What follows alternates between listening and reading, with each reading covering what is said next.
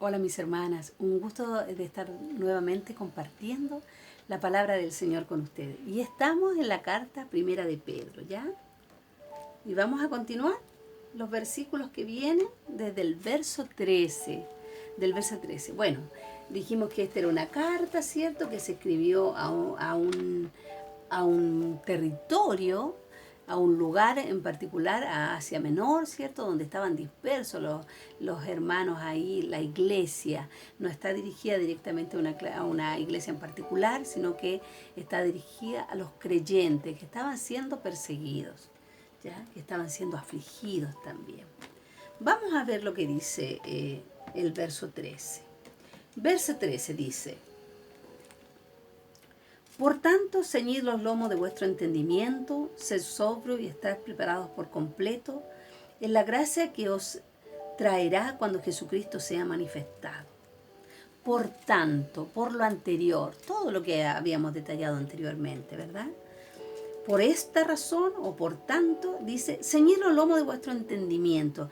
Cuando la escritura aquí menciona ceñir los lomos, va referido a como arremangarse las mangas, por decirlo de alguna manera, o afirmarse la túnica, o sea, preparados para la acción. Ese es el concepto. Dice, ceñid los lomos, pero de vuestro entendimiento, o sea, apercibámonos, despertemos, estemos ahí atentos. Dice, sed sobrios. Sed sobrios es la habilidad de vivir la vida con seriedad. Ser sobrio, de tomar la vida con seriedad, ¿ya? Esto está muy alejado del concepto de vivir la vida loca, ¿cierto? Como dice por ahí, como dicen por ahí un, un canto apócrifo. No, dice ser sobrio, o sea, vivir la vida. Sean serios, dice Pedro, sean serios para vivir. Y esperad por completo en la gracia que os traerá cuando Jesucristo sea manifestado. Pedro ya nos habló de la gracia cuando saludó con gracia, ¿verdad? Nos habló de la gracia en Cristo Jesús, pero ahora nos dice, esperad por completo en la gracia que os traerá cuando Jesucristo sea manifestado. O sea, si no fuera por esta gracia no podríamos esperar al Señor a que se manifieste, ¿ya? Este manifestarse está hablando de la venida del Señor. Aquí podríamos apelar a Apocalipsis.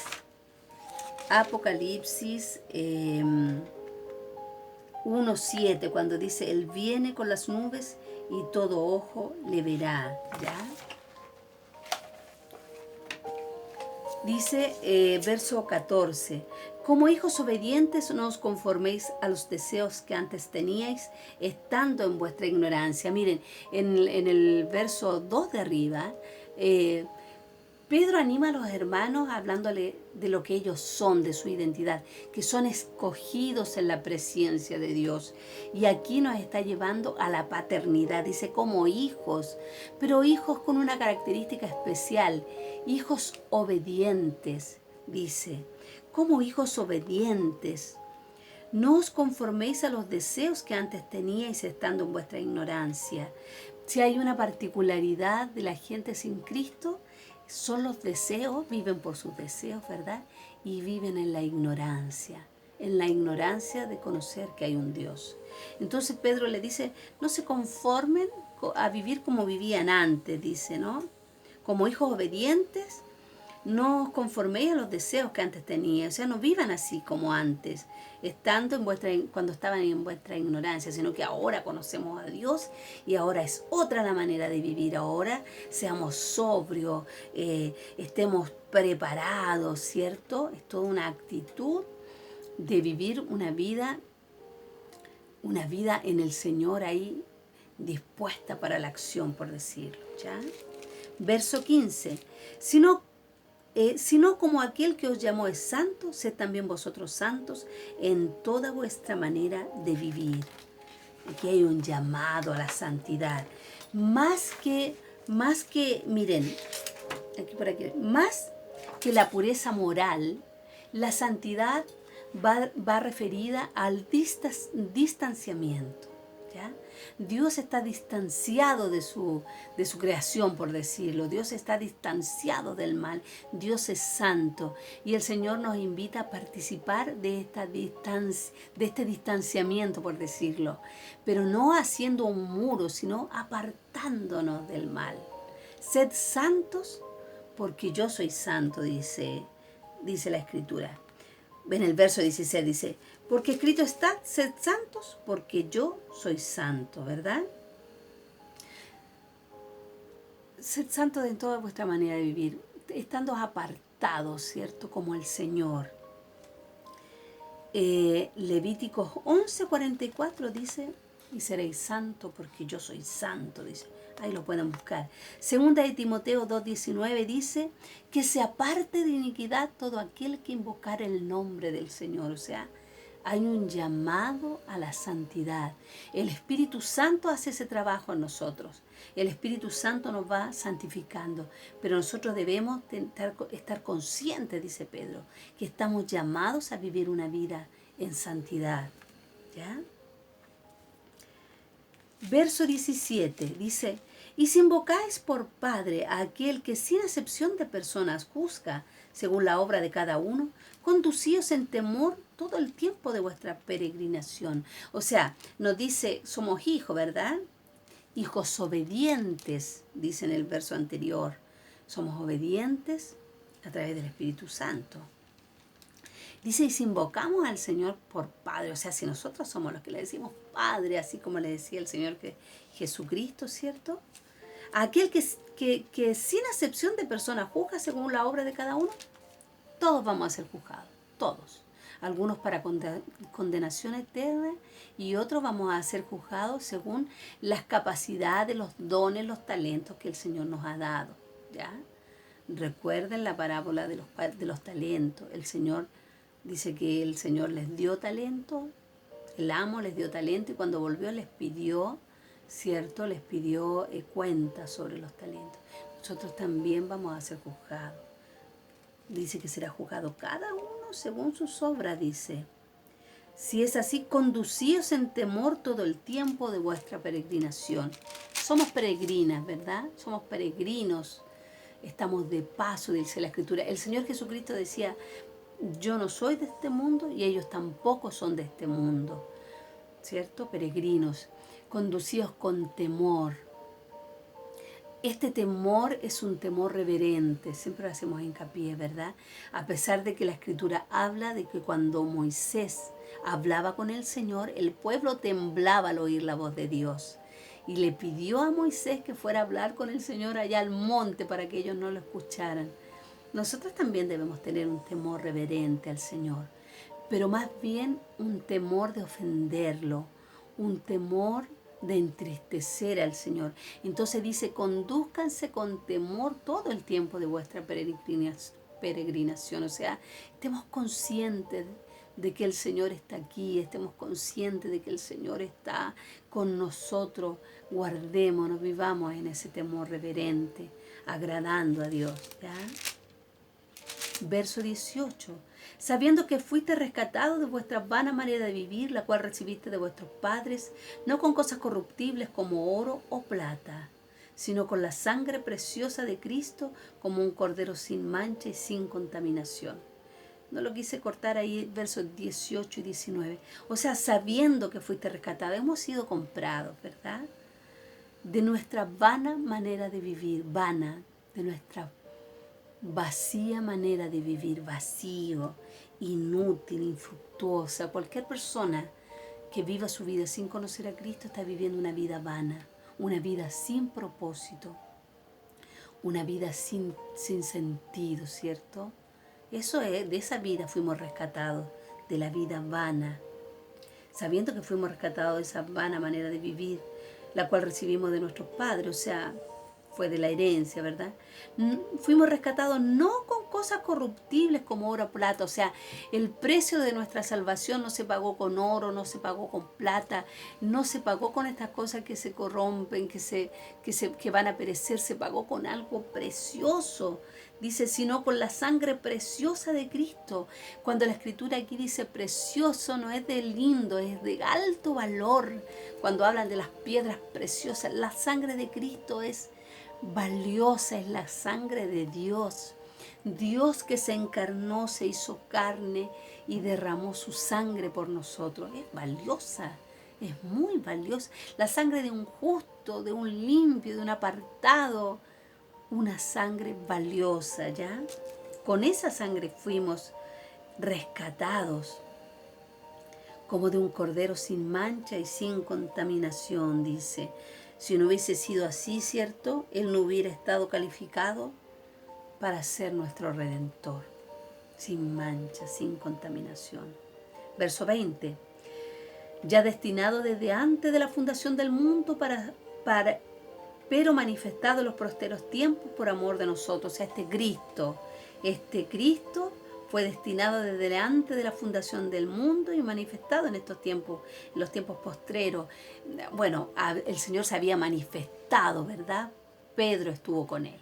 Habían pasado unos años y Pedro escribe esta carta. Entonces se había manifestado. El Señor ahí había hecho su aparición en el mundo, ¿verdad? Dice, en los tiempos postreros, por amor de vosotros. O sea, Él se había mostrado, había hecho su obra por amor de nosotros, ¿cierto? Verso 21, y mediante el cual creéis en Dios, que le resucitó de los muertos y ha dado gloria, para que vuestra fe y esperanza sean en Dios. Sigue hablando del Señor Jesús y dice, mediante el cual creéis en Dios, porque mediante Jesucristo creemos en Dios Padre, ¿verdad? Creemos en Dios. Decía el Señor, el que me ha visto a mí, ha visto al Padre. Mediante Él hemos creído en Dios, mediante su obra en la cruz. ¿Quién le resucitó de los muertos? Este Padre, ¿verdad? Le resucitó de los muertos y le ha dado gloria. Claro que le dio gloria porque lo sentó a su diestra, dice la Escritura. A ver, por aquí lo tengo. 21. Lo sentó a su diestra, para darle algunos versículos que acompañen esto. Filipenses 2:9 dice, y le dio un nombre que es sobre todo nombre. Y Primera de Pedro 3:22 habla también, ¿cierto?, de esta gloria que le fue dada a Cristo. Jesús es aquel mediante el cual creemos en Dios y que este Dios Padre que le resucitó de los muertos, ¿verdad?, le ha dado gloria a nuestro Dios, le ha dado gloria a Jesucristo. Para que vuestra fe y esperanza sean en Dios. Esperamos en Él, ¿verdad?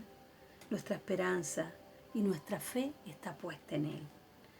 Verso 22. Habiendo purificado vuestras almas por la obediencia a la verdad mediante el Espíritu, para el amor fraternal no fingido, amaos unos a otros entrañablemente de corazón puro. Miren lo que dice aquí, verso 22. Habiendo purificado nuestras almas por la obediencia a la verdad. Por la obediencia a la verdad. ¿Cuál es la verdad? La palabra. ¿Cómo fuimos lavadas? ¿Cómo fuimos purificadas? Por medio de la palabra. Por la obediencia a la verdad, por la obediencia a la Escritura, a la palabra, mediante el Espíritu Santo. Esta es la operación que ocurre, ¿cierto? La operación de limpieza es que yo leo la palabra, el Espíritu Santo que está dentro de mí me revela la palabra y esta palabra me lleva a la purificación, me limpia, me enseña, me muestra el camino por el que debo andar, como dice la Escritura, ¿ya? Por la obediencia a la verdad mediante el Espíritu, ¿cierto? Lo hace el Espíritu y la palabra, nos lavan.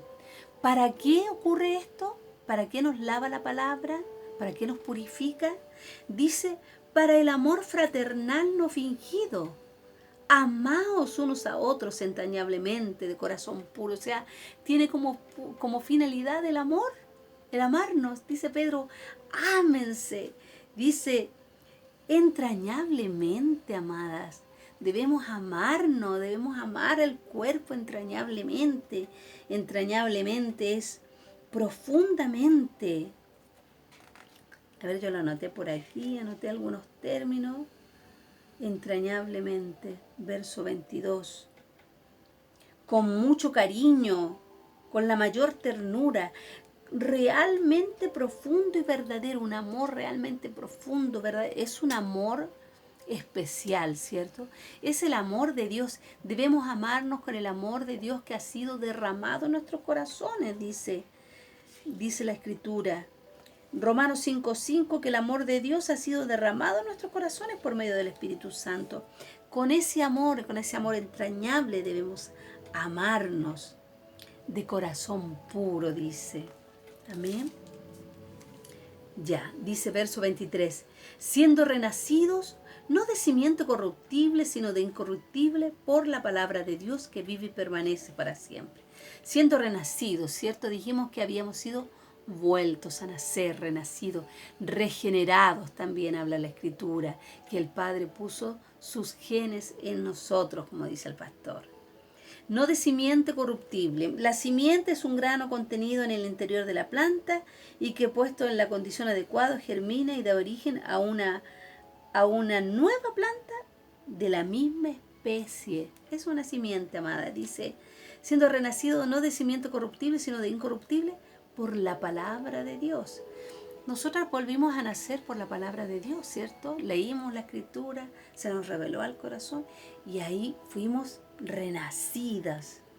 Y vino esta simiente preciosa para que algún día seamos igual que Él, amadas. Como dice lo que es la simiente, ¿verdad? Dice que no es corruptible, es incorruptible.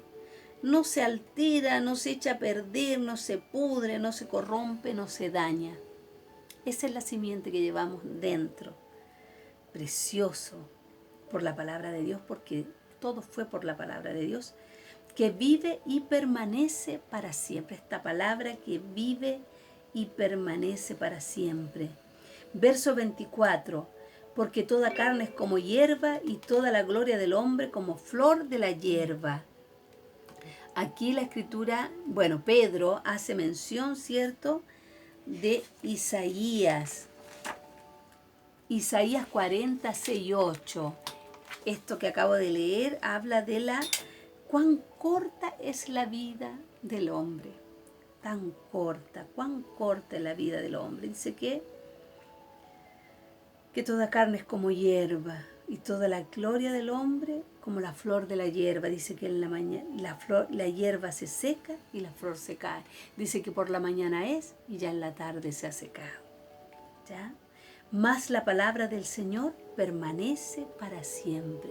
La palabra del Señor ha permanecido de generación en generación. Ha permanecido sobrevivido por siglos de transmisión manual, de persecución, de filosofías. Un por ejemplo les voy a dejar. En el año 303 AD, el emperador romano Diocleciano demandó que toda copia de las Escrituras en el Imperio Romano fuera quemada. Él falló y 25 años más tarde, el emperador romano Constantino comisionó a un erudito llamado Eusebio a preparar 50 copias de la Biblia a expensas del gobierno. O sea, un gobierno quiso derrocarla y otro gobierno la rescató. Todo eso por la gracia del Señor. Por eso esta palabra del Señor permanece y permanecerá para siempre. Dice que el mundo, la tierra pasará, mas su palabra no pasará. Entonces, amada, amémonos con este amor de Dios, con este amor entrañable, dice, de corazón puro. A eso estamos llamadas en el cuerpo de Cristo, a amarnos y a seguir aquí de la mano del Señor y aprovechando esta palabra tan maravillosa que tiene sabiduría, tiene gracia, tiene todo lo necesario para vivir este tiempo y todos los tiempos, amadas. Les bendigo y le doy gracias al Señor por haber compartido su palabra y que el nombre del Señor sea glorificado. Amén.